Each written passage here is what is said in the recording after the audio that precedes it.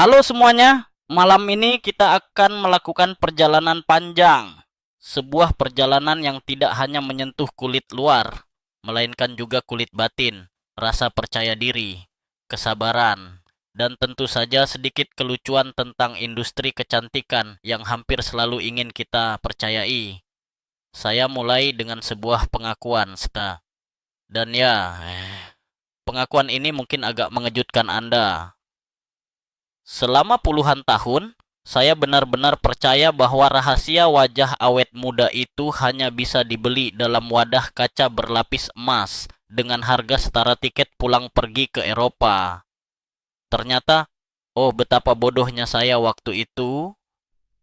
Faktanya, kunci kulit sehat bisa jadi teronggok begitu saja di sudut lemari kamar mandi Anda.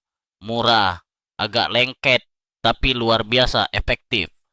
Anda mungkin tidak akan bertahan hidup jika saya ceritakan ini kepada para perusahaan kosmetik besar. Karena saya bisa saja langsung diblokir dari setiap konferensi kecantikan internasional. Tetapi, di balik semua itu, saya masih hidup. Jadi mari kita buka kartu. Jadi, sebelum Anda merasa nyaman, luangkan waktu untuk menyukai video ini dan berlangganan, tapi hanya jika Anda benar-benar menyukai apa yang saya lakukan di sini. Sambil kita memulai, sebutkan lokasi Anda dan waktu lokal Anda di kolom komentar.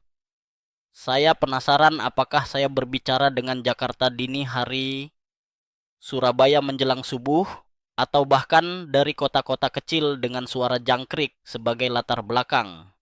Sekarang, matikan lampu. Mungkin nyalakan kipas untuk suara lembut. Dan mari kita mulai perjalanan kita malam ini. Pertama-tama, izinkan saya tampil seadanya. Saya orang tua berusia 85 tahun. Ya, angka itu tidak salah ketik, tetapi tidak sedikit orang yang bersikeras menebak saya lebih muda 2 dekade. Kadang saya tergelak, kadang membuat saya berpikir, apakah wajah tanpa garis dalam itu benar-benar warisan genetik? Ataukah hasil dari sesuatu yang saya telaten lakukan bertahun-tahun? Sesuatu yang sederhana sekali? Nah, jawabannya adalah kombinasi keduanya. Tapi faktor sederhana itu lebih banyak berperan.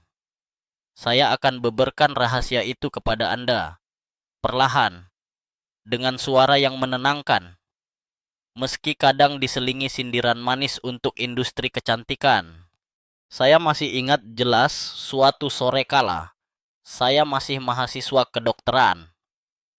Seorang pasien perempuan berusia 98 tahun masuk dengan senyum penuh tenaga, padahal tubuhnya sudah ringkih. Tapi kulit wajahnya, Tuhan, kulitnya seakan menertawakan usia. Halus, lembut, bahkan hampir tidak ada keriput.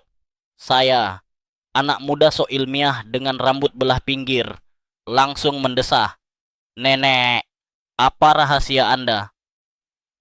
Saya kira dia akan bilang diet kal atau yoga sebelum fajar. Tapi dia hanya merogoh tas kain lusuh dan mengeluarkan dua benda sederhana.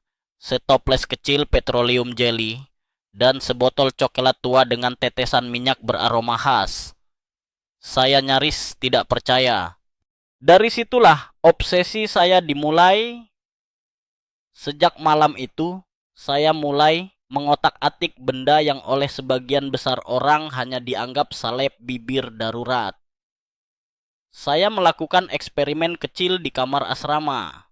Tentu tanpa sepengetahuan profesor saya, karena siapa yang akan menyetujui riset obat nenek-nenek saat itu?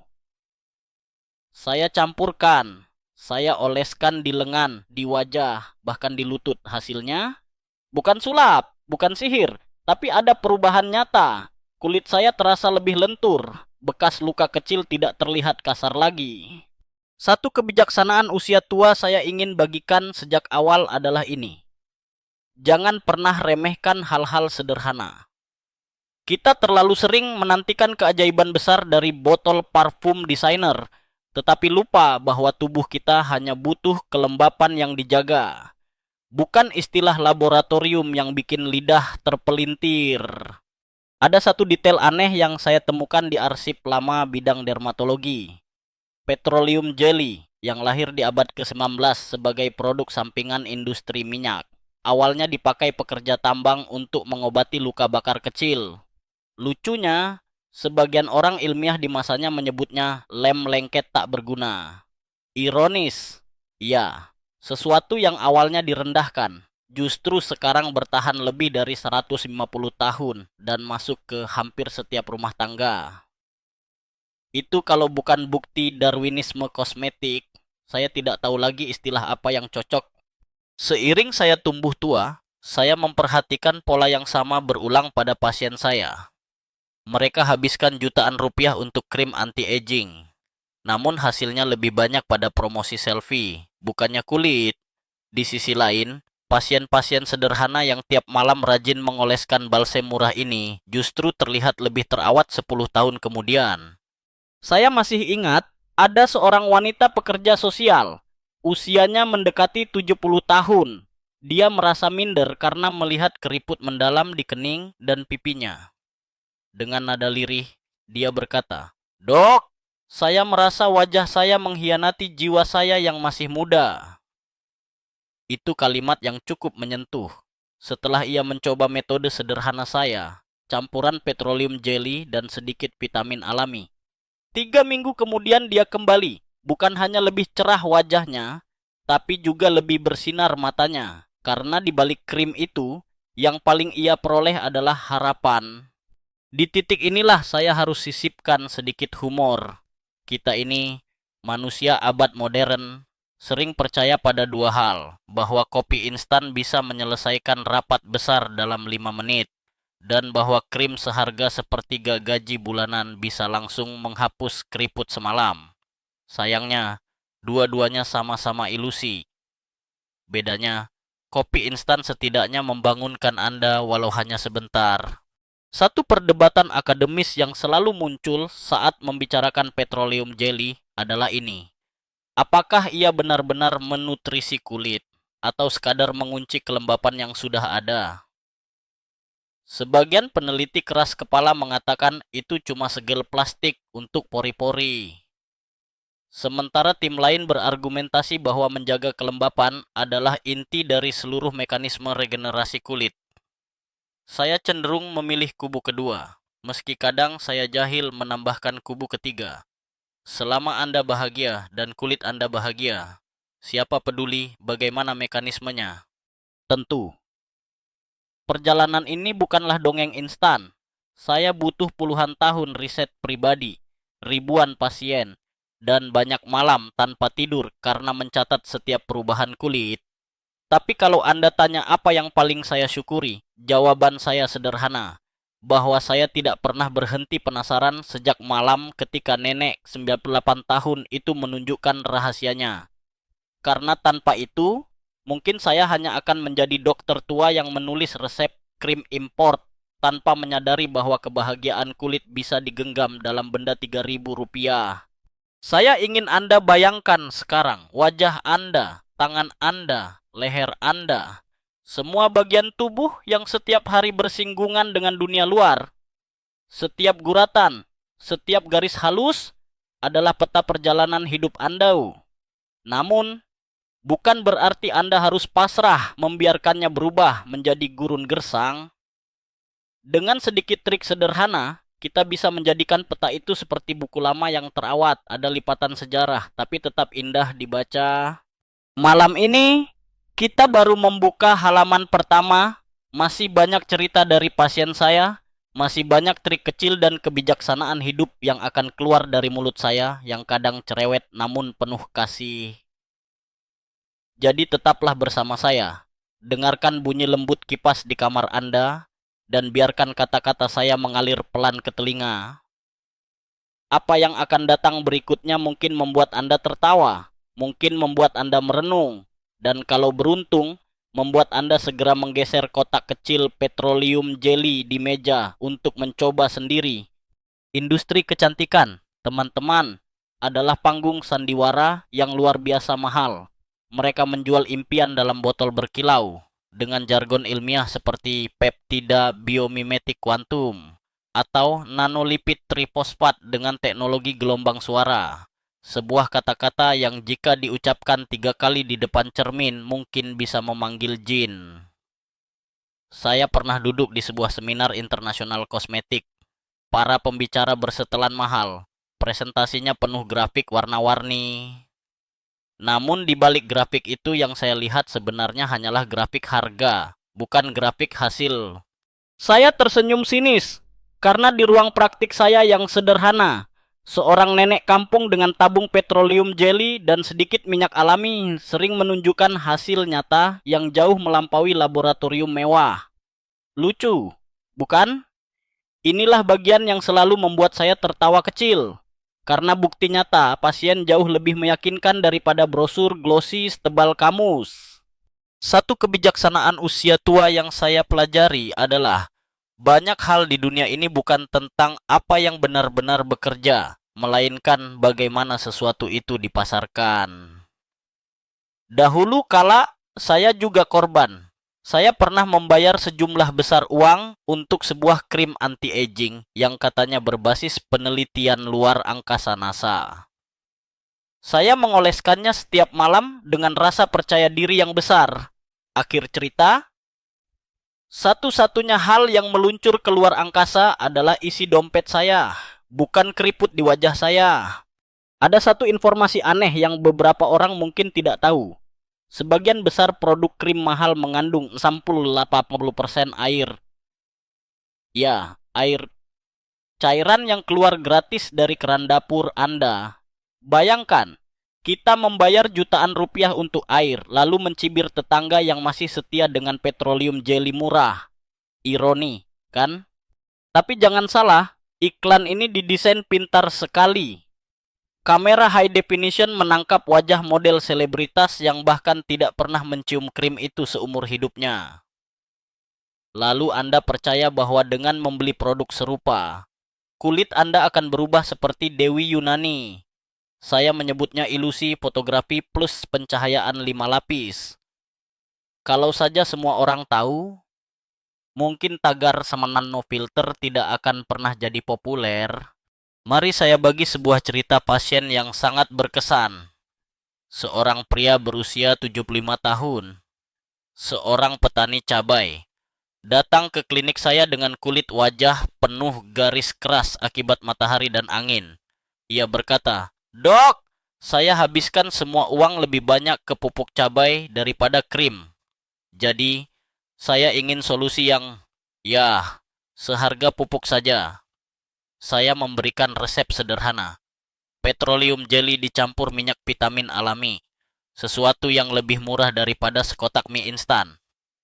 3 bulan kemudian, ia datang dengan wajah lebih segar. Terlihat 10 tahun lebih muda. Dia berkata sambil tertawa, "Dok, sekarang orang pasar bilang saya mirip kakeknya artis film dangdut." Itulah testimonial terbaik, bukan selebritas global, tapi pujian jujur dari orang-orang warung. Saya tidak menyangkal ada sedikit sensasi rebel dalam menceritakan hal ini. Saya tahu saya menertawakan industri raksasa dengan anggaran riset triliunan. Tapi bukankah memang harus ada kejujuran di antara banjir kebohongan yang dibungkus ribon emas? Yang membuat saya lega adalah melihat pasien yang tidak perlu lagi memilih antara membeli krim mewah atau bayar uang sekolah cucunya. Cukup pakai metode sederhana, hasilnya sudah nyata. Di balik senyum saya, masih ada satu perdebatan akademis yang terus bergulir. Apakah suasana hati dan kepercayaan diri bisa mempercepat hasil kulit dari perawatan? Beberapa peneliti berpendapat bahwa efek placebo punya porsi besar. Yang lain, lebih ilmiah, menekankan inti biologis. Saya selalu bilang, kenapa tidak keduanya? Jika Anda merasa percaya diri saat mengoleskan krim murah dan itu memperlambat munculnya keriput, siapa bilang itu bukan ilmiah? Kadang saya ingin berteriak di ruang seminar, "Hei, placebo itu juga bagian dari biologi, teman-teman." Seperti biasa, saya sisipkan humor kecil. Saya pernah iseng menempelkan label fancy ke pot petroleum jelly saya. Advanced Cellular Youth Repair Elixir 37. Saya taruh di rak samping krim-krim mahal dan menanyakan ke beberapa mahasiswa saya. Hampir semuanya berkata, "Wow, ini pasti produk impor premium." Saya tertawa nyaris pingsan. Hanya label stiker murah, tapi kebanyakan orang langsung terkecoh. Itulah bukti nyata kalau pikiran kita sering lebih cepat percaya dengan kemewahan daripada realitas. Saya juga punya cerita tentang pasien yang bekerja di televisi. Seorang perempuan karier sibuk. Dia mengaku habis belanja krim seharga motor matic demi wajah kamera ready. Setelah 6 bulan, ia kecewa karena efek minimal. Saat saya menyarankannya mencoba metode sederhana petroleum jelly plus vitamin. Awalnya ia skeptis. Namun 3 minggu kemudian ia kembali dan berkata, "Dok, kru kamera bilang aku lebih glowing. Padahal aku baru ganti pelembab ke merek murah itu." Saya tersenyum, berkata, "Itu bukan merek murah, itu jujur bekerja." Pola-pola semacam ini terjadi terus dan semakin meneguhkan saya bahwa kebenaran tidak menjual dengan baik, tapi bekerja lebih sederhana di ruang praktik. Ada rasa bahagia setiap kali saya bisa mengingatkan orang bahwa mereka tidak perlu masuk ke jerat kebohongan manis industri. Karena apa? Karena dengan rutinitas kecil, tangan Anda sendiri bisa mengembalikan kelembapan kulit tanpa harus membayar keringat ekstra dari rekening bank. Jangan salah, saya tidak berkata semua produk kosmetik mahal itu sampah. Ada penelitian bagus di luar sana dengan basis ilmiah kokoh. Namun, yang saya tekankan adalah tidak semua orang perlu itu. Apalagi ketika kebutuhan paling dasar kulit adalah perlindungan dan kelembapan. Semua embel-embel ilmiah lainnya baru bekerja jika pondasi kelembapan itu terjaga. Dan petroleum jelly adalah pondasi paling murah yang bisa ditemukan pada rak minimarket. Akhirnya, marilah kita lihat dunia dengan lebih kritis. Ingatlah bahwa kulit Anda tidak tahu berapa harga produk yang Anda pakai. Ia tidak peduli apakah datangnya dari Paris, Tokyo, atau toko kelontong di pojokan jalan. Kulit hanya mengenali fungsi, apakah ia dijaga kelembapannya, dilindungi dari matahari, dan dibersihkan dari kotoran, itu saja. Semua tambahan glamor hanyalah urusan ego manusia. Sampai di titik ini, saya ingin Anda mulai berpikir, berapa banyak uang yang sudah Anda habiskan hanya untuk ilusi? Apakah tidak lebih melegakan mengalihkan sedikit dana itu untuk hal-hal yang benar-benar menambah kebahagiaan, seperti liburan dengan cucu, atau sepotong kue keju enak di sore hari? Jika iya, berarti kita sudah sepakat bahwa kita bisa merawat kulit tanpa menguras dompet. Itu adalah bentuk kebijaksanaan kecil yang saya percaya akan membawa Anda menjalani hidup lebih ringan. Saya akan mundur jauh ke masa lalu, lebih dari setengah abad silam. Saat itu saya masih mahasiswa kedokteran, kurus, penuh semangat, dan sedikit arogan. Dunia terasa baru dan penuh misteri. Tapi jujur saja, saya lebih sibuk menghafal diagram rumit kulit manusia daripada memahami wajah-wajah asli orang di sekitar saya. Hingga suatu pertemuan tidak sengaja dengan seorang pasien perempuan berusia 98 tahun benar-benar mengubah jalan hidup saya. Bayangkan tubuh ringkih yang harus dibantu tongkat, tetapi kulit wajahnya masih tampak lembab dan kenyal. Seakan ia baru saja keluar dari iklan pelembab. Saya, mahasiswa polos dengan buku catatan lusuh, hampir menjatuhkan stetoskop. Tidak masuk akal pikir saya. Bahkan profesor ahli dermatologi di fakultas pun tidak punya wajah seprima itu. Jadi, dengan keberanian campur rasa penasaran, saya langsung bertanya, "Nenek, apa rahasiamu?" Nenek itu tersenyum samar dan menjawab dengan tenang, "Nak, tidak ada rahasia. Hanya tetes minyak kecil dan balsam sederhana yang rajin kupakai." Dari dalam tas kain usangnya ia mengeluarkan sebuah wadah bulat petroleum jelly dan sebotol kecil minyak vitamin alami. Inilah titik nol penelitian saya. Waktu itu saya skeptis, tentu saja. Saya terbiasa mendengar istilah ilmu rumit, kolagen, elastin, fibroblast, mekanisme oksidatif, dan segalanya. Bagaimana mungkin semua itu kalah dengan adonan lengket yang bahkan anak kecil tahu murah meriah? Namun rasa skeptis saya justru memicu rasa ingin tahu. Malam itu juga, saya bawa bahan itu ke kamar asrama Ae. Saya oleskan di lengan dan wajah dengan niat setengah mengejek. Baiklah, mari lihat apakah kau benar-benar ampuh, benda murahan.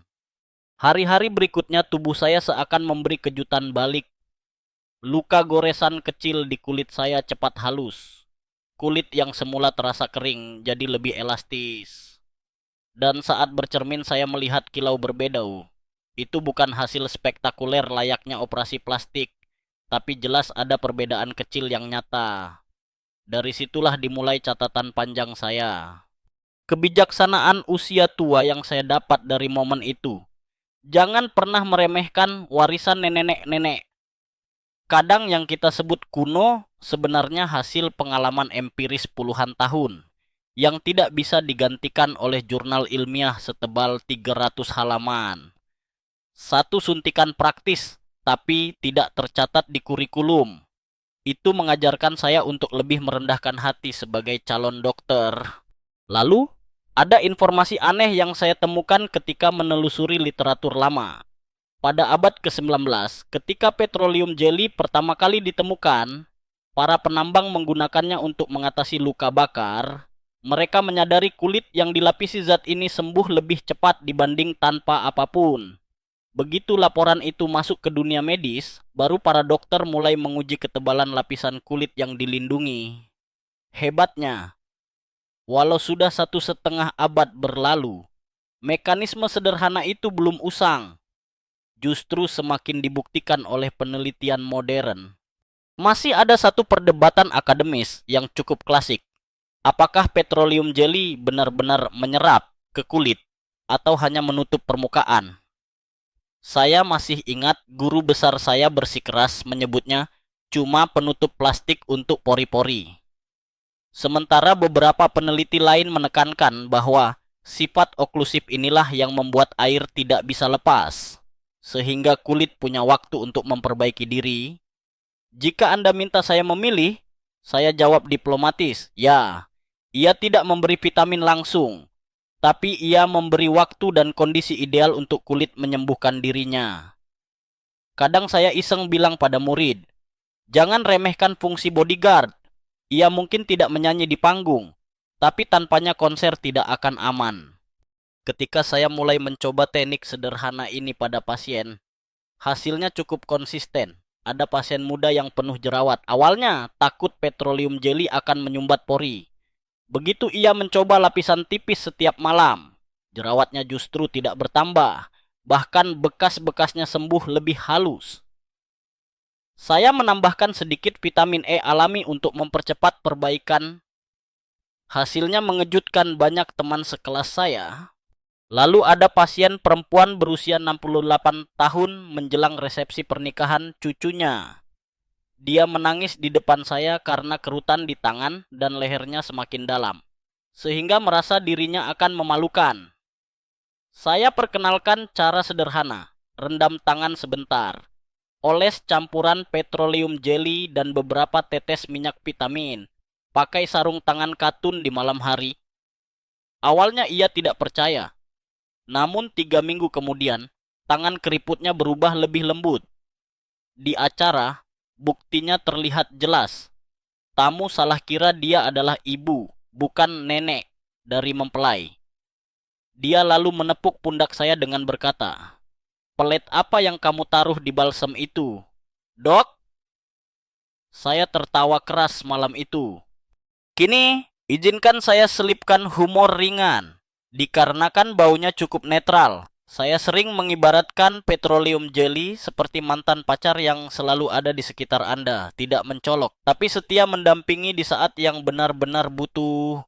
Hari demi hari, saya makin yakin ada alasan kuat mengapa metode sederhana ini bertahan lebih lama dibanding puluhan tren kosmetik lainnya. Setiap dekade ada saja tren, entah kolagen ikan laut dalam, emas cair 24 karat, hingga lendir siput eksotis.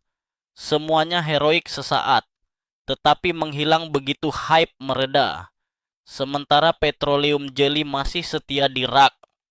Yang ironis, sebagian orang baru kembali memakainya setelah influencer di TikTok mempromosikannya dengan nama tren baru, slugging.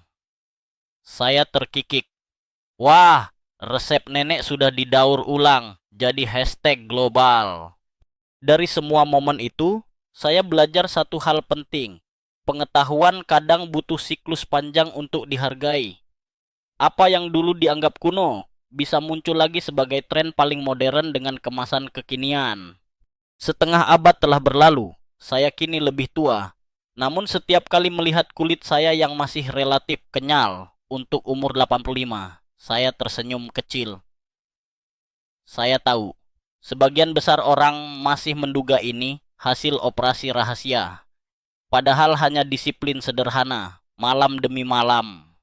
Itu mengingatkan saya pada sebuah perdebatan lucu dengan kolega. Ia berargumen bahwa faktor genetik 40% menentukan awet muda, sedangkan gaya hidup hanya 20%. Saya bilang sebaliknya, baiklah, kalau genetik 80%, mengapa pasien petani saya yang kulitnya dikupas matahari jadi lebih segar setelah mencoba metode ini? Genetik tidak berubah dalam 4 minggu, kan? Kami akhirnya tertawa, dan debat itu tidak pernah benar-benar selesai.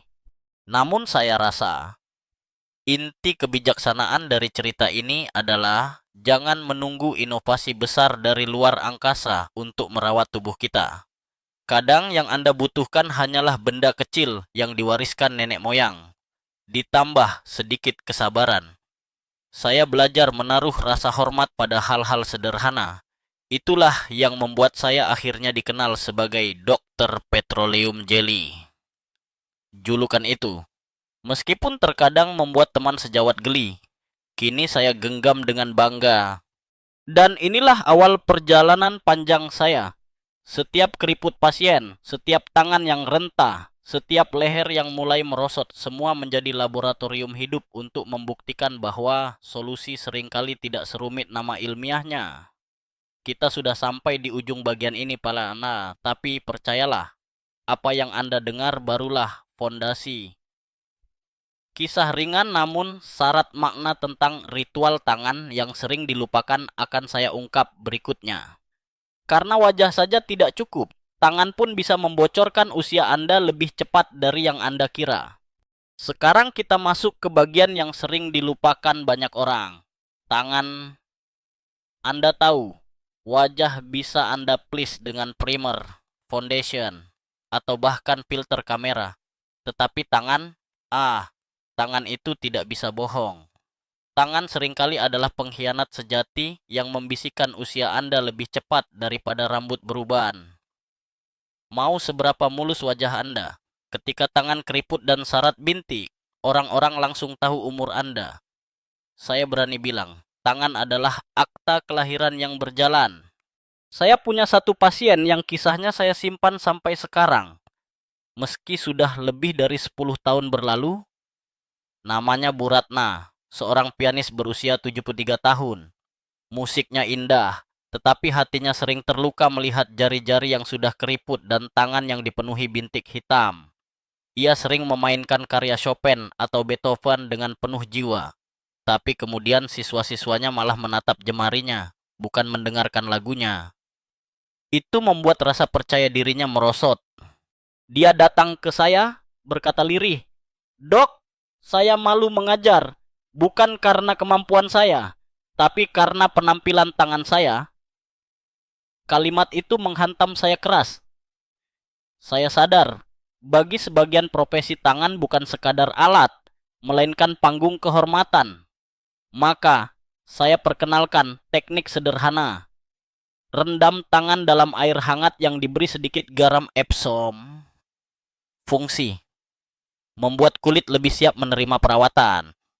Setelah itu, Oles campuran petroleum jelly dengan 3 tetes vitamin E murni. Kemudian, lapisi tangan dengan sarung tangan katun selama tidur malam. Awalnya dia melengos. Masa perawatan semurah ini bisa membantu saya? Ya, skeptis. Tetapi saya jelaskan, kadang yang Anda butuhkan bukan kosmetik ajaib, melainkan konsistensi ajaib. Dan ia pun akhirnya mencoba.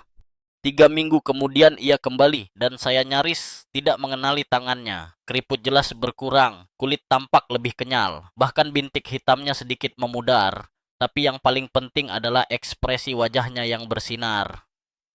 Ia berseri-seri berkata piye, "Dok, minggu lalu saya konser kecil, dan untuk pertama kalinya murid-murid saya berkata, jari saya tampak lebih muda.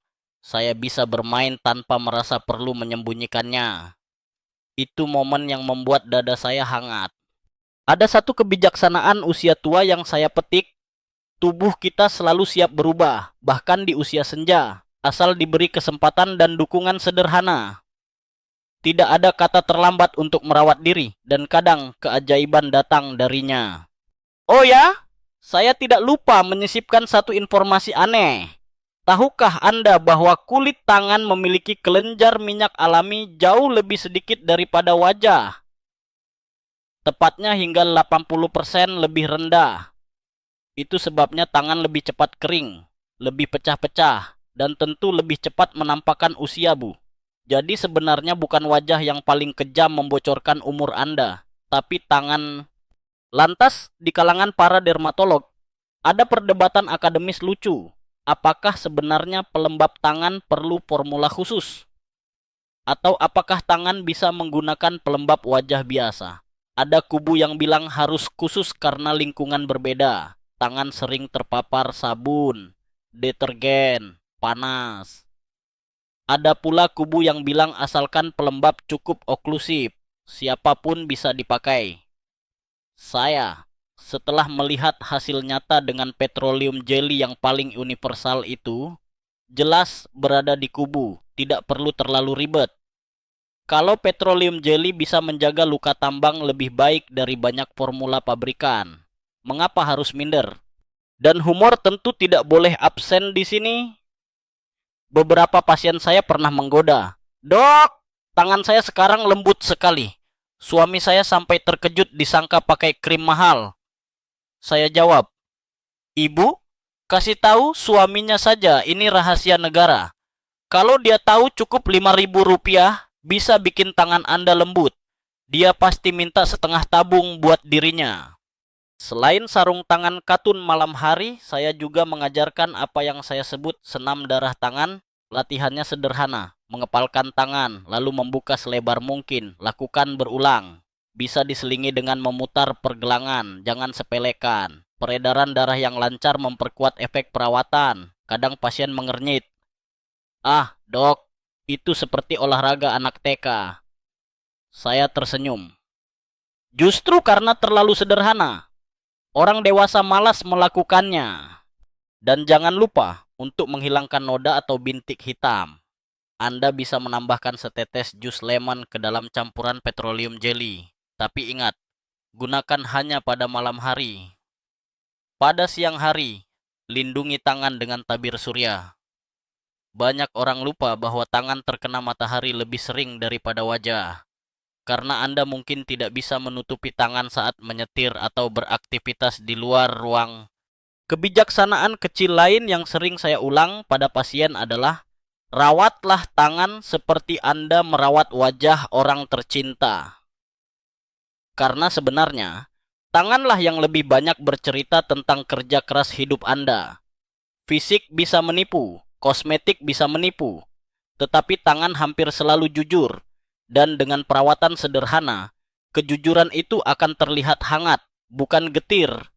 Maka, setiap saya melihat Bu Ratna memainkan piano dengan jemarinya yang kini lebih lentur dan percaya diri, saya tersenyum puas.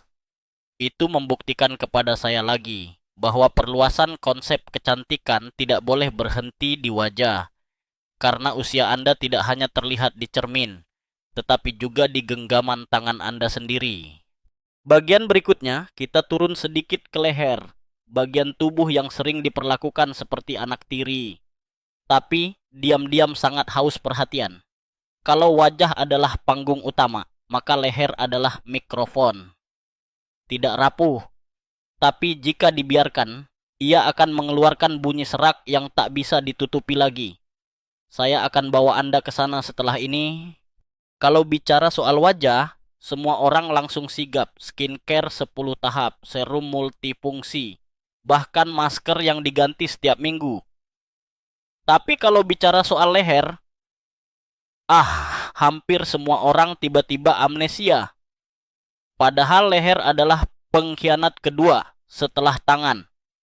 Wajah bisa dilumuri foundation tebal, tetapi garis mendatar di leher yang kita sebut necklace lines nyaris tidak bisa ditutupi. Saya sering berkata pada pasien, leher itu seperti mikrofon. Bagaimanapun bagusnya suara penyanyi, kalau mikrofonnya berderit, semua orang bakal fokus ke deritnya. Saya masih ingat sekali seorang pasien bernama Ibu Sinta, seorang pembawa acara televisi, usianya 54 tahun. Masih cantik memesona, dengan wajah yang dipoles rapi oleh make up artis profesional setiap hari. Namun ada satu masalah yang terus menghantuinya, garis tegas horizontal di leher. Saat kamera menyorot agak ke bawah, ia seakan melihat umur aslinya terpampang. Maka ia selalu menutupi leher dengan syal atau kerah tinggi. "Dok," katanya, "rasanya percuma wajah saya dipoles 3 jam di ruang make up. Kalau sepotong kain harus selalu jadi pelarian." Suaranya getir, seakan separuh identitasnya dikebiri. Disitulah saya perkenalkan trik klasik saya. Campuran petroleum jelly dengan 2 tetes minyak vitamin E ditambah setetes minyak rosehip. Rosehip ini kaya vitamin C dan asam lemak esensial, membantu merangsang produksi kolagen. Ketika dicampur, teksturnya sedikit lebih ringan dibanding olesan standar, tetapi daya lembabkannya tetap luar biasa. Lalu, saya instruksikan ia mengoles dari tulang selangka ke arah atas, sampai ke garis rahang, bukan sebaliknya. Aturan arah ini sangat penting, karena setiap sapuan ke atas seperti memberi dorongan gravitasi terbalik. Saya bahkan berkelakar. Bayangkan Anda sedang menarik kulit Anda menuju masa kuliah, bukan mendorongnya ke masa pensiun. Selain itu, saya ajarkan teknik tap-tap ringan dengan ujung jari, kira-kira 2 menit sebelum tidur. Efeknya, sirkulasi darah meningkat, olesan meresap lebih rata. Ibu Sinta awalnya geli, katanya seperti memukul leher sendiri. Setelah 2 minggu dia kembali dengan wajah sumringah. "Dok, tim kamera bilang saya seperti habis perawatan mahal, padahal cuman olesan murah yang Anda suruh." Saya tersenyum puas. Kadang pujian tak harus datang dari jurnal ilmiah. Cukup dari pekerja kamera yang setiap hari menatap kulit ribuan wajah. Kebijaksanaan usia tua yang saya tarik dari banyak kasus leher adalah ini. Kita sering menunda memberi perhatian pada bagian tubuh yang jarang kita lihat di cermin. Wajah jelas terlihat, tapi leher jarang diperhatikan sampai masalah muncul. Sama seperti hubungan keluarga, sering diabaikan, baru terasa penting ketika sudah retak. Maka jawaban saya sederhana, jangan menunggu retaknya terlalu dalam. Ada satu fakta unik, entah bisa disebut aneh atau tidak. Ketebalan kulit leher rata-rata 40% lebih tipis daripada kulit wajah. Itu sebab ketika kita tidur dengan posisi miring, lipatan bantal langsung mencetak garis ke leher dengan lebih mudah. Penyebab kedua, kelenjar minyak alami di leher lebih sedikit, membuat kulitnya lebih rawan kering. Jadi jangan salah kalau leher sering jadi korban gravitasi. Pertama, debat akademis juga sempat muncul dalam workshop dermatologi. Apakah leher perlu produk spesifik? Para produsen jelas ingin meyakinkan itu, karena artinya produk baru bisa dijual. Tetapi dari pengalaman saya, pelembab sederhana pun sudah cukup, asalkan cara aplikasinya benar. Saya sempat mengucapkan di podium dengan nada agak nakal.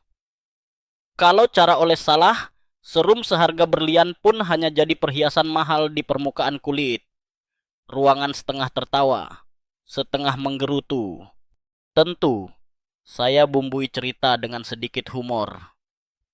Salah satu pasien saya yang berhenti menutupi lehernya dengan syal berkata, "Sekarang saya bisa beli syal hanya untuk gaya, bukan kamuflase." Suami saya bilang, "Baguslah, saya bosan melihatmu tampil seperti pemandu sorak musim dingin sepanjang tahun." Namun tak cukup hanya olesan, saya ajarkan satu trik tidur. Gunakan bantal silinder kecil, atau kalau tidak punya, cukup gulung handuk dan taruh di bawah leher. Tujuannya memperkecil lipatan saat tidur. Memang, pertama kali mencobanya rasanya kaku. Ada pasien yang berkomentar, "Dok, tidur, saya serasa sedang di ruang pijat bandara." Tapi setelah 2 minggu, ia akui lehernya lebih segar setiap bangun pagi. Untuk perawatan mingguan, saya sarankan masker leher, campuran petroleum jelly dengan madu cair dan bubuk teh hijau. Sederhana memang, tapi kombinasi antioksidan teh hijau dengan humektan alami madu membuat kulit leher lebih kenyal. Selama 20 menit biarkan menempel sebelum dibilas air hangat. Ibu Sinta menjadikannya rutinitas tiap Sabtu malam. Ia bahkan bercanda, "Lebih murah daripada ke spa." Tapi suami saya tetap menatap saya sambil bilang, wangi teh manis sih." Kebijakan kecil semacam itu membuat saya makin yakin. Rahasia awet muda bukan rahasia sama sekali. Itu hanya hasil dari perhatian penuh pada bagian tubuh yang biasanya dipinggirkan. Seringkali kita terlalu sibuk mengejar topeng wajah hingga lupa suara leher. Dan jangan salah, gangguan leher bukan hanya masalah kosmetik. Jika seseorang kehilangan kepercayaan diri karena lehernya tampak rentah, efek psikologinya bisa serius. Banyak kasus yang saya tangani justru memperlihatkan perubahan bukan hanya pada kulitnya, tapi pada energi hidupnya. Percaya diri meningkat, interaksi sosial membaik. Kadang saya pikir, mungkin dorongan semangat dari cermin lebih penting daripada hasil laboratorium manapun. Jadi begini, setiap kali Anda berdiri di depan cermin, jangan hanya fokus pada wajah.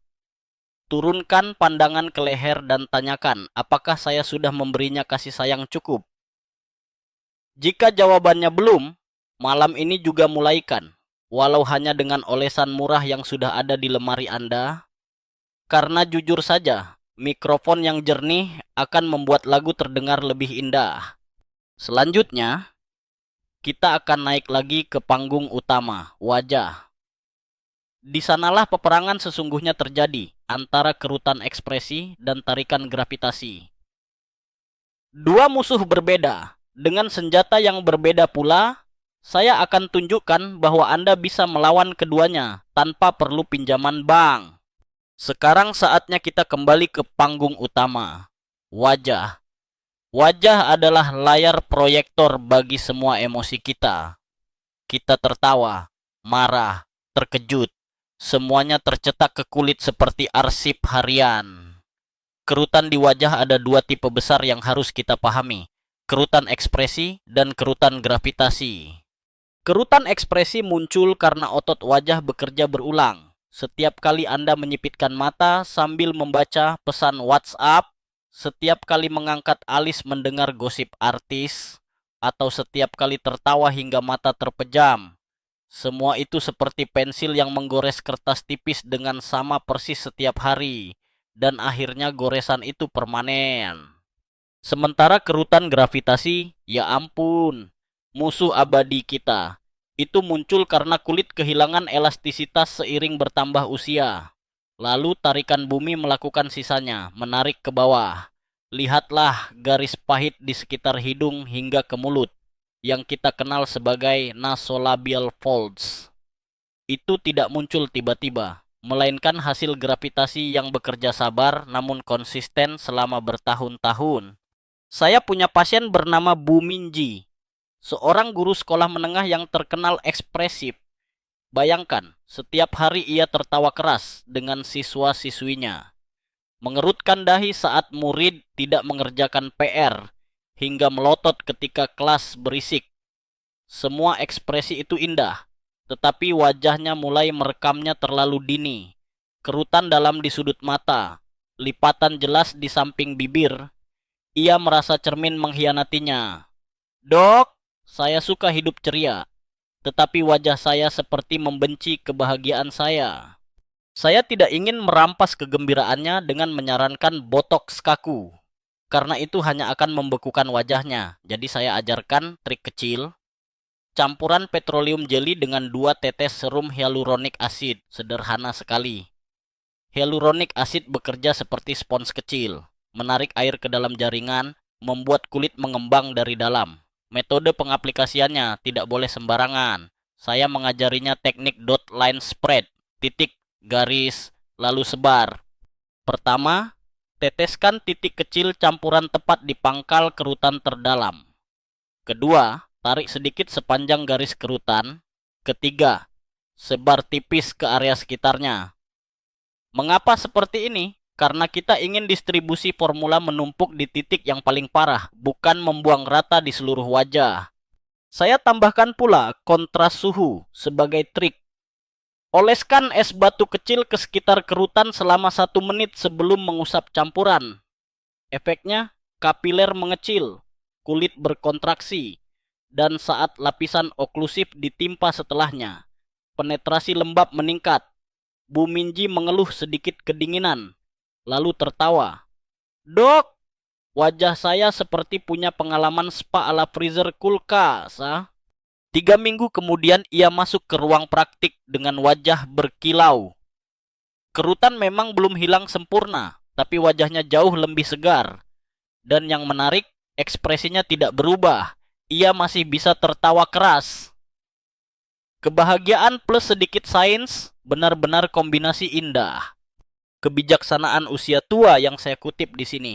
Jangan pernah korbankan ekspresi hanya demi kulit mulus. Hidup Anda seharusnya tetap penuh gerakanmu. Triknya bukan menghapus ekspresi, pelia, melainkan merawat kulit agar tetap elastis menghadapi ekspresi.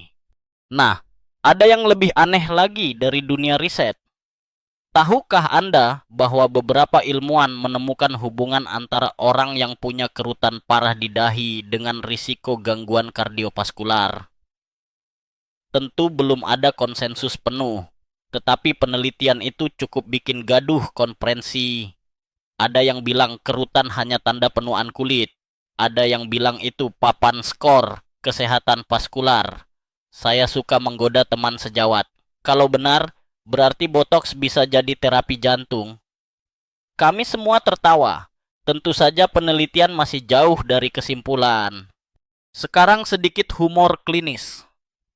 Pernah suatu kali pasien muda, sekitar 35 tahun, mengeluh kerutan karena terlalu sering mengernyit masam di depan layar laptop.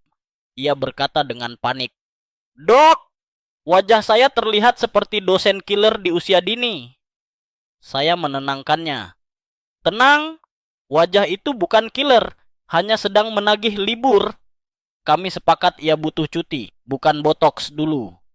Perawatan untuk kerutan gravitasi agak berbeda. Saat kulit kendur karena kolagen menyusut, Anda perlu perlawanan yang berlapis, Saya menyarankan menambahkan minyak rosehip atau retinol dosis rendah dengan petroleum jelly. Rosehip memberi vitamin C alami yang merangsang kolagen, sedangkan retinol adalah personal trainer bagi sel kulit agar bekerja lebih rajin. Tentu saya selalu menekankan retinol butuh campuran petroleum jelly agar iritasinya turun. Pasien lain, Pak Henry usia 62 tahun, mengalami nasolabial folds cukup dalam. Ia penasaran sekali bagaimana memperbaikinya tanpa operasi. Saya berikan latihan ekspresi kebal gravitasi. Ya, sejenis senam wajah. Tarik pipi ke samping sambil tahan 5 detik. Ulangi 10 kali. Ternyata ia begitu rajin melakukannya. Sebulan berikutnya, lipatan wajahnya berkurang sedikit. Tapi menurutnya efek paling nyata adalah Ia jadi bahan tawa cucu-cucunya ketika melihat kakeknya latihan wajah di depan cermin. Ia berkata, "Dok, efek terbaiknya bukan pipi saya, tapi suara tawa cucu saya." Saya rasa itu hasil terapi yang jauh lebih mahal harganya. Kebiasaan harian juga memengaruhi.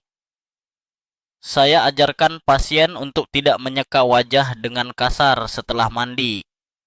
Cukup tepuk lembut, lapisan kulit rapuh seperti kertas beras, bukan karpet yang harus digosok kering. Juga kurangi posisi tidur tengkurap, karena gravitasi saat tidur pun bisa mencetak kerutan. Kebanyakan pasien tertawa. "Jadi, saya harus tidur seperti vampir?" Saya jawab, "Kalau vampir bisa awet muda, mungkin ada benarnya metode itu." Dan jangan lupa, tabir surya setiap pagi. Radiasi ultraviolet bukan hanya penyebab noda hitam, tetapi juga musuh terbesar kolagen. Saya menegaskan kepada setiap pasien, kalau Anda menolak memakai tabir surya, sama artinya Anda sedang mencuci kolagen dengan sinar matahari gratis. Kesimpulan bagian ini sederhana, wajah memang jadi arena dua musuh, ekspresi dan gravitasi. Tetapi dengan cahaya kecil dari petroleum jelly serta campuran minyak dan serum tertentu, kita bisa berdamai dengan keduanya. Setelah kita mengulas wajah, mari kita dekati bagian wajah paling rapuh, namun paling menentukan kesan usia, area mata. Di sanalah sejuta cerita tersimpan. Saya akan membawanya untuk Anda selanjutnya. Mari kita turunkan fokus kita ke area yang paling rapuh, kecil, tetapi penuh cerita, mata. Kulit di sekitar mata hanya setebal kertas tipis, sekitar 0,3 mm. Tidak heran jika kerutan pertama kali mampir di sana, bersama dengan kantung mata yang membuat Anda tampak seperti baru saja begadang 72 jam menonton drama Korea. Saya sering menyebut area ini sebagai kotak hitam pesawat kehidupan. Sekecil apapun, isinya merekam semua kejadian besar dalam hidup. Pasien saya, Bu Minji, si guru tadi, punya sahabat bernama Bu Hana, 49 tahun. Dia datang dengan masalah lain, mata yang tampak lelah dengan garis halus seolah-olah pensil tipis telah melukis setiap tawa dan tangis di wajahnya. Ia bahkan pernah mencoba botox, tetapi malah kehilangan sedikit kelembutan ekspresi. "Dok," katanya, "rasanya senyum saya jadi kaku, seperti robot yang baru belajar murah senyum." Saya mengangguk pelan. Bagi saya, ekspresi adalah salah satu aset terbesar manusia. Jika perawatan menghapusnya, maka kita telah kehilangan esensi diri.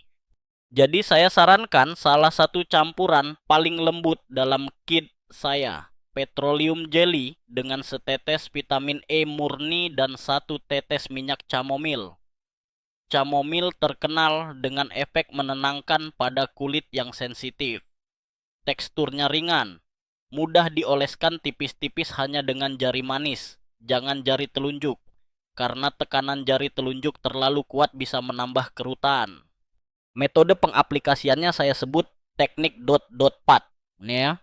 Caranya, oles titik-titik kecil di bawah mata, lalu tepuk sangat lembut dengan ujung jari manis sampai merata.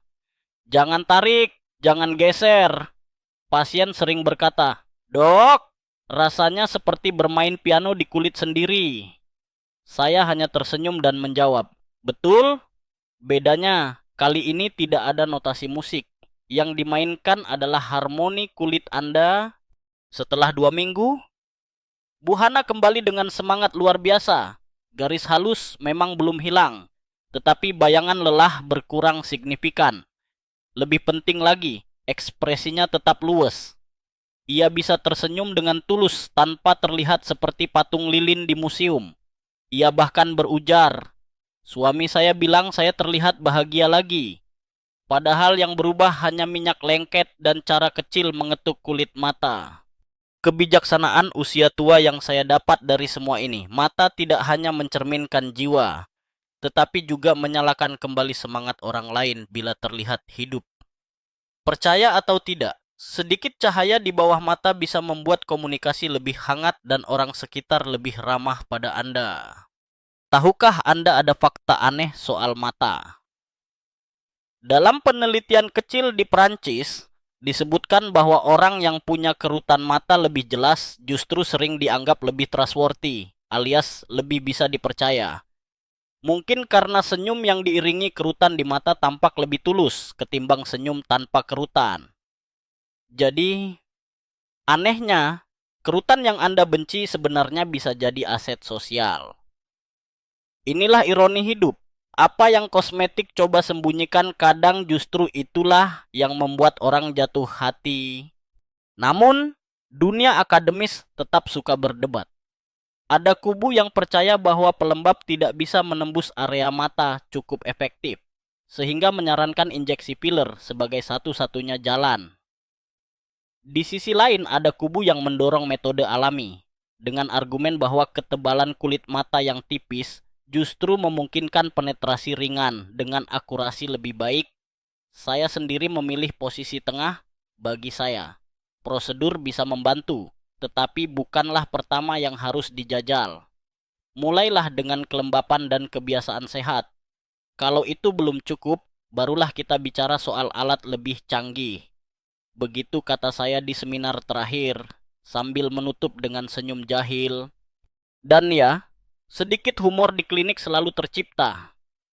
Pernah suatu hari seorang bapak paruh baya ikut menemani istrinya perawatan. Saat melihat saya mencontohkan teknik dot-dot pat, ia tiba-tiba menirukan dengan gaya berlebihan, mengetuk pelipisnya seperti sedang memainkan drum.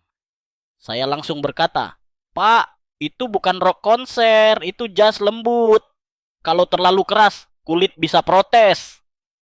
Seluruh ruangan tertawa.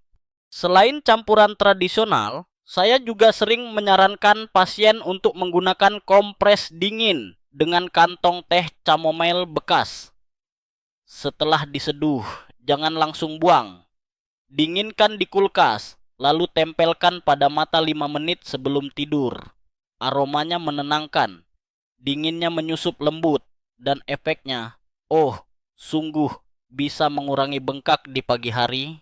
Metode murah, alami, dan sekaligus membuat Anda menghemat biaya eye cream fancy.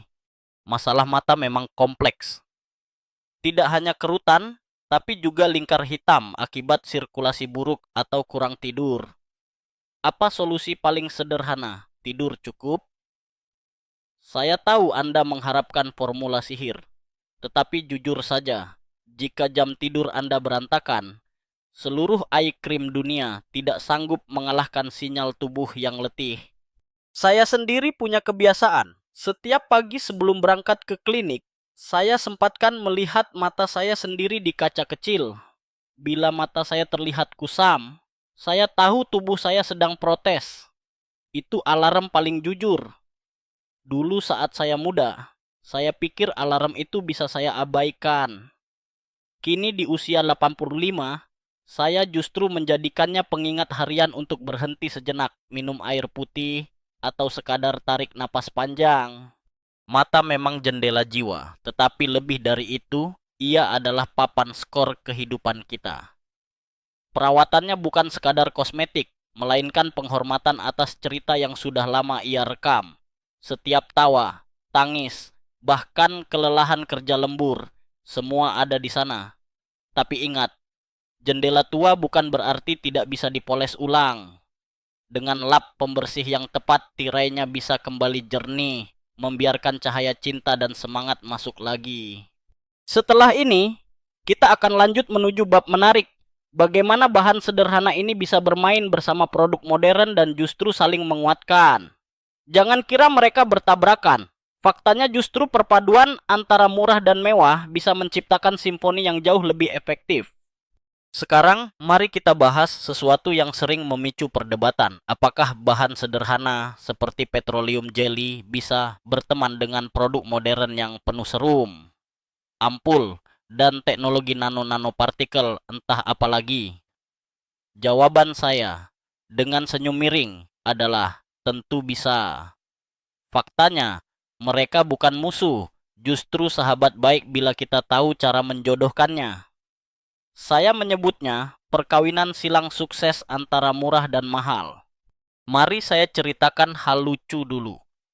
Beberapa tahun silam, seorang pasien bernama Clara, usia 57 tahun, punya hobi membeli semua produk terbaru yang dipromosikan di media sosial. Rak kamarnya tampak seperti etalase butik, botol kaca berkilau, serum dengan pipet premium, dan krim seharga telepon pintar. Namun ironisnya, kulitnya tetap kering dan keriputnya tetap bersuara. Ia dengan lesu berkata, "Dok, rasanya kulit saya kebal terhadap semua harga." Saya menantang dia dengan percobaan unik campur petroleum jelly, satu nalwa sendok teh dengan satu tetes serum vitamin C premium miliknya. Oles setiap pagi setelah toner. Awalnya ia skeptis. Masa produk jutaan harus digabung dengan salep murah? Dok, saya tertawa. Anggap saja mereka double date. Kadang pasangan beda status justru serasi. 3 minggu berselang, wajah Clara terlihat lebih cerah. Yang menarik, serum vitamin C yang biasanya cepat teroksidasi, kali ini lebih awet. Petroleum jelly ternyata bertindak sebagai bodyguard, menjaga serum tetap bertahan lebih lama di kulit.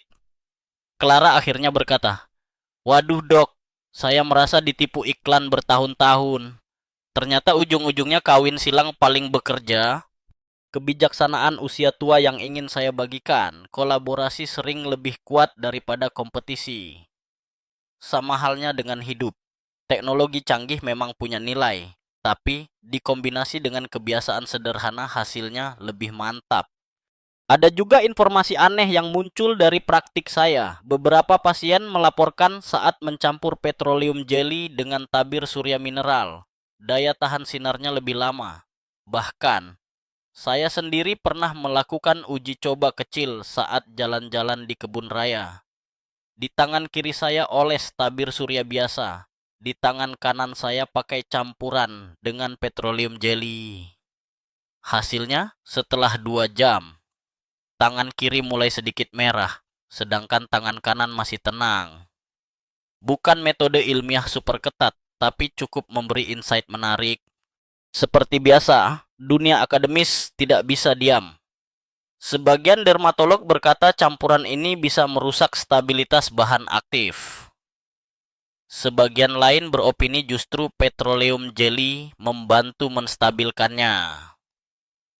Saya sering berdiri di tengah debat itu lalu berkata, "Baiklah, mari kita dengarkan siapa yang lebih jujur, kulit pasien atau tabel laboratorium." Biasanya ruangan terdiam sejenak. Mari saya ceritakan kisah lain. Kali ini tentang Pak Johan. Beliau pensiunan bankir berusia 72 tahun. Penasaran mencoba retinol, tetapi setiap kali memakainya kulit wajahnya jadi merah dan perih. Lalu ia datang dengan wajah setengah mengelupas. Bergumam, "Dok, mungkin kulit saya menolak modernitas." Saya berikan resep sederhana. Campur retinol dosis rendah dengan petroleum jelly dalam rasio 1:5. Ia menuruti. 2 minggu kemudian ia berkata, "Sekarang saya bisa pakai retinol tanpa jadi tomat rebus." Humor khas pasien seperti itu membuat ruang praktik saya terasa seperti panggung stand-up komedi gratis. Dari titik inilah saya menyadari banyak orang takut mencoba bahan aktif karena efek sampingnya. Padahal kuncinya seringkali hanya dicampur dengan perisai sederhana. Petroleum jelly bertindak seperti karpet lembut, sehingga bahan aktif tetap jalan tapi tanpa melukai lantai kulit. Selain retinol, saya juga mencoba kombinasi dengan toner lembab non-alkohol. Triknya sederhana, oles toner dulu. Diamkan sebentar agar setengah kering, lalu lapisi tipis petroleum jelly. Efek yang terasa oleh banyak pasien adalah kulit seperti freshly steamed bun, alias empuk dan kenyal. Ya, maafkan perbandingan kuliner saya, tapi begitulah yang keluar dari mulut pasien bercanda. Oh ya, ada eksperimen pribadi yang saya lakukan 5 tahun terakhir. Saya membuat spray rahasia versi saya sendiri. Caranya, larutkan secuil petroleum jelly ke dalam botol spray air mawar 50 ml. Kocok kuat-kuat. Semprotkan ke wajah di siang hari ketika udara kantor begitu kering.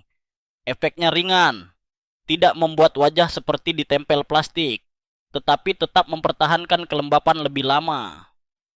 Ketika saya beberkan ini di seminar, rekan sejawat tertegun, mungkin bingung antara mau tertawa atau menulis dalam catatan. Kebijaksanaan kecil lainnya, jangan buat campuran dalam jumlah besar, karena bahan apapun bisa cepat kehilangan efektivitas. Lebih baik racik segar dalam batch kecil, seperti memasak sup harian. Kulit Anda lebih suka makanan hangat setiap hari daripada makanan kadaluarsa disimpan seminggu. Ada sebuah fakta sosial menarik juga. Banyak orang merasa lebih percaya diri hanya dengan ritual mencampur sesuatu sendiri. Ada pasien berkata, "Dok, saya merasa seperti ilmuwan mini saat mencampur serum dengan balsam ini." Saya balas, "Nah, itu namanya placebo aktif. Ketika rasa percaya diri ikut menyumbang 30% dari hasil." Kita tertawa bersama. Tapi sejujurnya saya percaya placebo memang bagian dari biologi. Terakhir, humor klasik saya tentang topik ini. Produk skincare mahal tanpa kelembapan dasar seperti balon udara panas tanpa api. Cantik bentuknya, tapi tetap tidak terbang. Jadi nyalakan dulu apinya, baru tunjukkan balonnya. Biasanya pasien tersenyum, meski beberapa butuh waktu 10 detik untuk menangkap metaforanya. Sekarang, setelah Anda tahu bahan murah bisa selaras dengan produk mewah, mari kita rapikan metode ini dalam bentuk rutinitas praktis. Pagi singkat 5 menit dan malam sedikit lebih panjang. Karena percuma kita tahu teori bila eksekusi gagal. Kita akan bahas rutinitas itu berikutnya. Nah, saatnya kita turunkan semua teori tadi ke rutinitas nyata. Karena percuma memiliki racikan jenius kalau akhirnya hanya jadi bahan obrolan di kafe. Saya tahu betul kebiasaan banyak orang. Awalnya rajin seminggu, lalu malas minggu berikutnya, dan akhirnya botol produk menganggur di meja rias. Jadi saya mengembangkan apa yang saya sebut sebagai rutinitas 5 menit. Praktis, ringan, dan bisa dilakukan orang paling sibuk sekalipun. Mari kita mulai dari pagi hari. Saya selalu mengatakan, setelah membersihkan wajah, jangan keringkan hingga 100%, biarkan sedikit lembab, seperti daun sehabis hujan. Nah, disitulah kelembapan bisa terkunci lebih lama bila segera dilapisi. Oleskan campuran all-in-one pagi saya. Petroleum jelly seujung sendok teh kecil, ditambah 1 tetes vitamin E dan setengah tetes, kalau ada, serum vitamin C.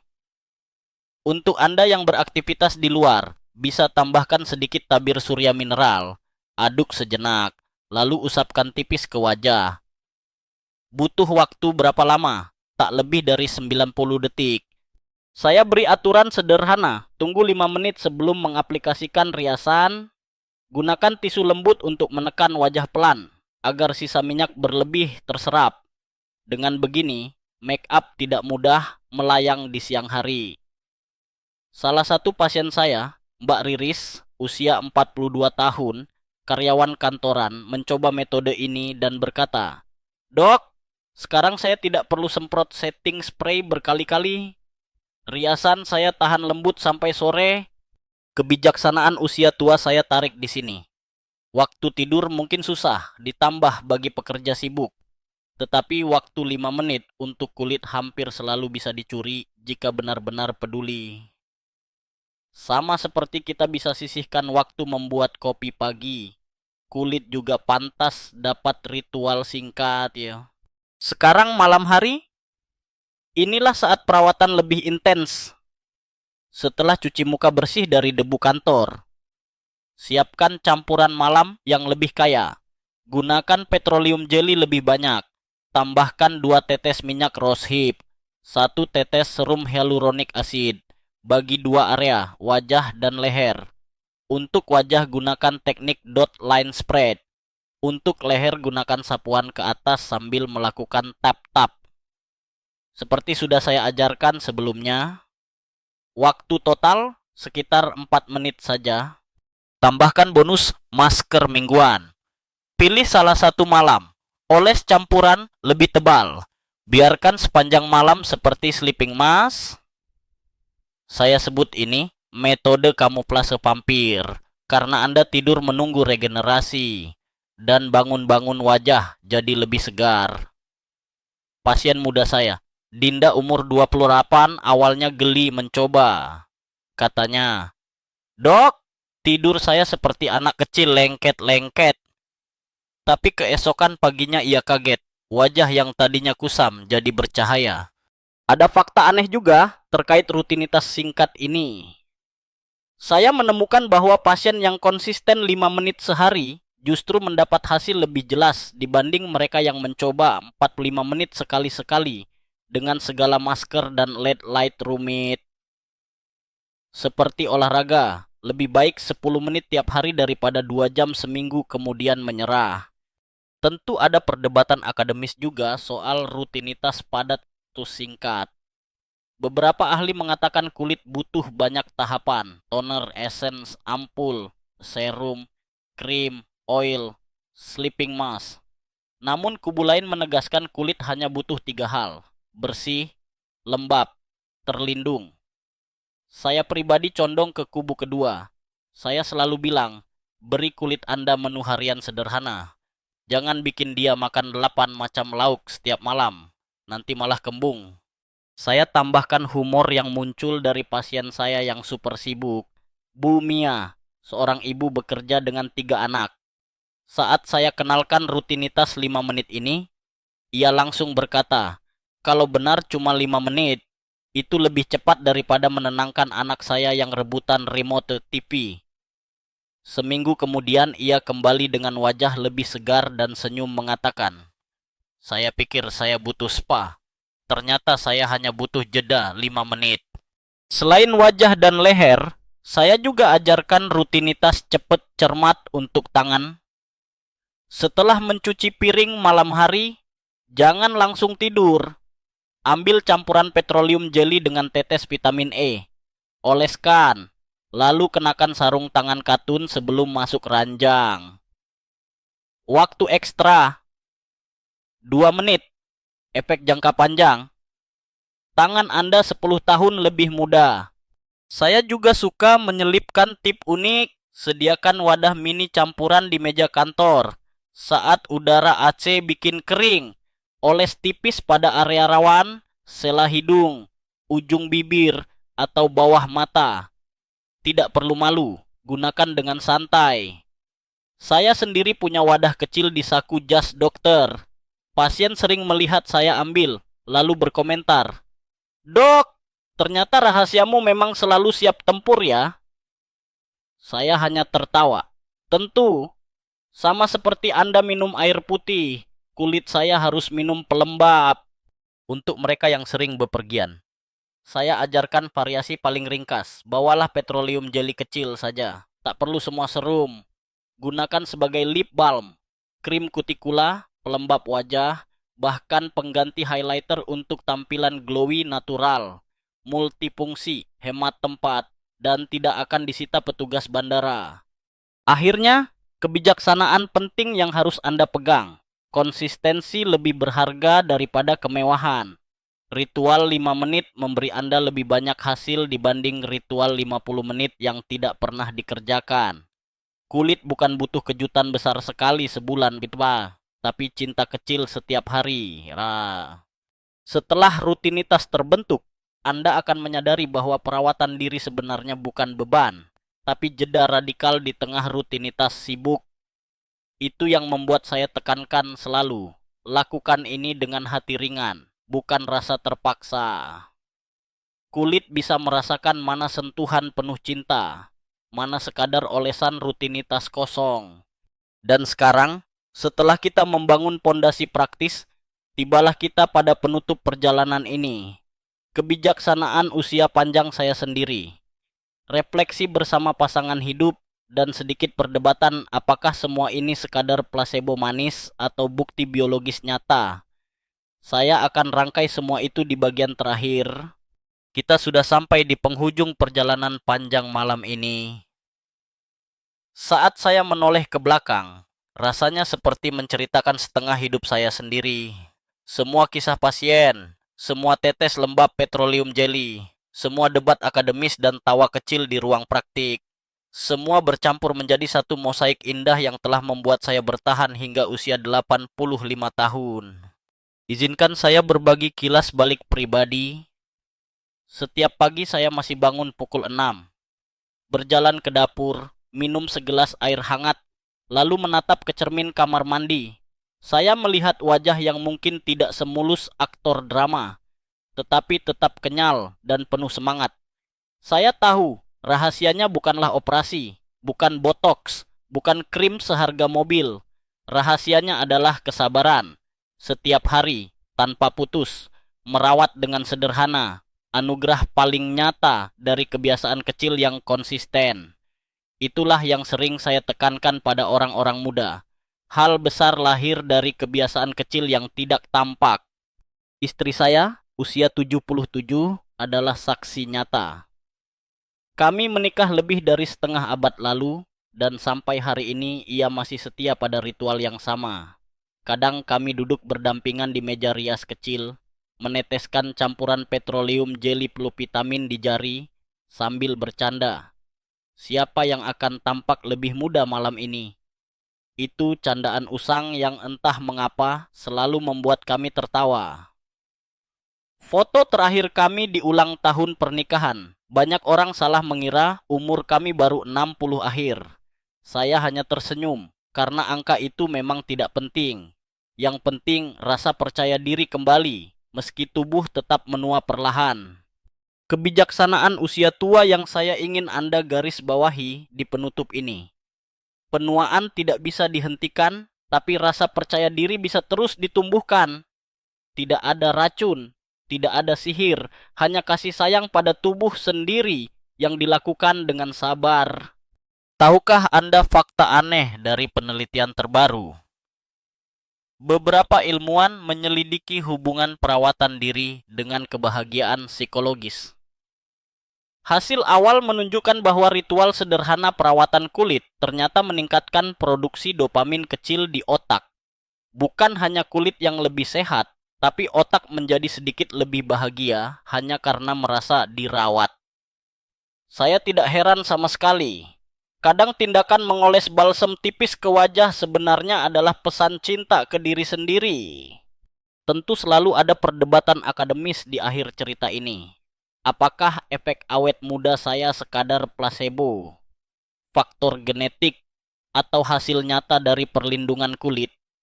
Sebagian sejawat berkata, Pak Jihon, mungkin Anda hanya beruntung punya gen bagus. Saya tertawa. Kalau hanya gen, kenapa pasien-pasien saya dari latar belakang berbeda bisa ikut merasakan manfaat? Saya kira jawabannya sederhana, perpaduan sedikit sains, sedikit placebo, dan banyak konsistensi. Bukankah hidup memang perpaduan dari hal-hal itu?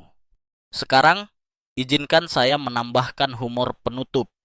Beberapa pasien muda sering berceloteh, "Dok, apakah rutin pakai petroleum jelly bisa membuat saya abadi?" Saya balas, "Tidak, tapi paling tidak kulitmu tidak akan ikut menua bersama pengumuman cicilan kartu kreditmu." Ruangan pun pecah oleh tawa.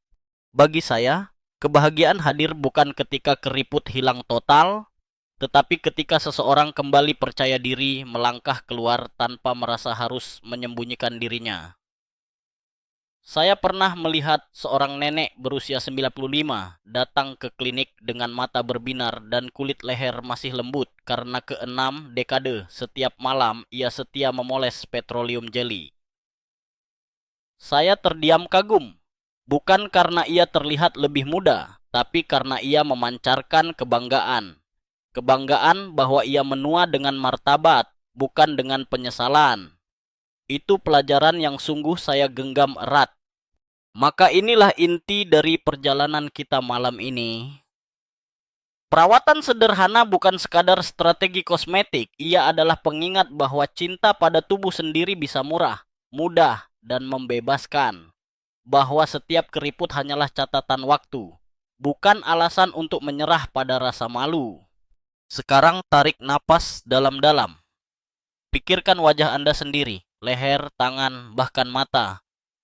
Ingatlah, Anda tidak sedang mencari kesempurnaan. Anda sedang merawat kisah hidup Anda sendiri. Dan kalau ada satu hadiah yang bisa saya berikan malam ini, itu adalah keyakinan bahwa cinta kepada diri sendiri tidak perlu datang dari botol mahal. Seringkali cinta itu hanya berbentuk tetesan kecil jeli lembab, dibarengi tawa ringan sebelum tidur. Malam mulai benar-benar larut, kipas berputar lembut, dan kata-kata saya pun melambat. Mari kita selesaikan perjalanan ini dengan ketenangan. Sepanjang 10 bagian tadi kita berbicara tentang kulit, keriput, tekanan gravitasi, hingga tawa kecil pasien. Namun, di bawah semua itu ada inti pesan yang sama. Kesederhanaan seringkali lebih kuat daripada kerumitan. Petroleum jelly bukanlah sihir, tetapi saksi dari konsistensi. Ia tidak menolak gravitasi, tetapi menunda tarikan waktunya. Bersama vitamin kecil, minyak alami, atau bahkan produk modern, ia membentuk aliansi lembut yang menjaga kulit tetap bernapas lega. Lebih dari itu, ritual sederhana ini menyalakan kembali rasa percaya diri, bahkan memunculkan dopamin kecil di otak yang memberi kita alasan tambahan untuk tersenyum. Fakta-fakta aneh, debat akademis, dan kisah kocak pasien hanyalah bumbu. Benang merah sesungguhnya adalah kasih sayang. Merawat kulit bukan sekadar mengejar awet muda, melainkan menghormati tubuh yang telah menemani kita bekerja, tertawa, menangis, jatuh cinta, dan menua. Keriput tidak lagi dilihat sebagai musuh, melainkan catatan perjalanan. Ketika kita mengusap campuran sederhana di wajah atau leher, itu sama saja dengan menulis catatan lembut, "Aku peduli padamu." Saya ingin Anda malam ini menutup mata dengan perasaan damai. Biarkan bayangan wajah Anda dengan garis-garis halusnya muncul. Lalu bayangkan sentuhan lembut jeli kecil yang menjadikannya bercahaya lagi. Ingatlah, perawatan ini bukan tentang mengejar waktu, tetapi tentang berdamai dengannya. Dan dengan bisikan kecil ini, saya akhiri. Semoga Anda tidur tenang, membawa pulang satu kebenaran sederhana bahwa diri Anda layak dicintai setiap hari dengan cara paling ringan sekalipun. Akhir skrip. Selamat malam.